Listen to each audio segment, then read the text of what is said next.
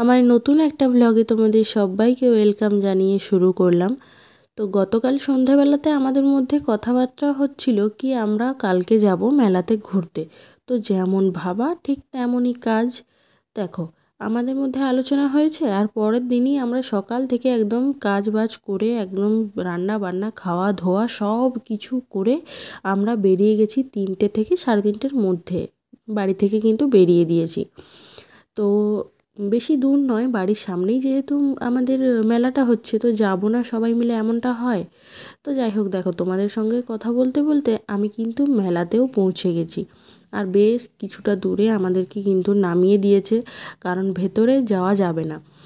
তো কি আর করবে বলো, এখান থেকে দেখো হেঁটে হেঁটে আমরা কিন্তু যাচ্ছি, পুরো ঘোরাঘুরি করব, খাওয়া দাওয়া করব, কী না করব সেটাই তো ভেবে পাচ্ছি না।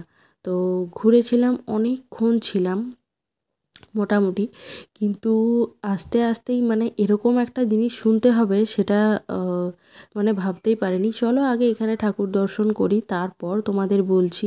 তো আমি আর বৌদি গেছিলাম, বৌদি মানে যার সঙ্গে আমি বিকেলে প্রতিদিন ঘুরতে যাই সেই বৌদিকেও সঙ্গে করে নিয়ে গেছিলাম।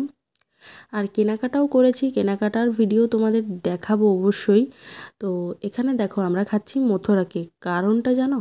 আজকে বৃহস্পতিবার আর আমরা তো আজকে নিরামিষ খাই। তো সেই জন্য বাড়ি থেকে মানে ওটা ভেবেই এসেছি যে আজ কিছু খাবো, কিন্তু বাড়িতেও যে নিরামিষ খেয়েছি সেটা আর মনে নেই। তো আর কি করবে বলো, কিছু করার নেই, আমরা সেরকম কিছু খাইনি, মথুরা কেকই খেয়েছিলাম। আর বাদবাকি কেনাকাটা ঘোরাঘুরি এই করেই কিন্তু আমাদের পুরো মেলাটা কেটে গেছে। তো ভিডিওটা এতটা ছোট হওয়ার কারণ হচ্ছে ঢুকতে ঢুকতেই শুনলাম একজনের নাকি মোবাইল চুরি হয়ে গেছে।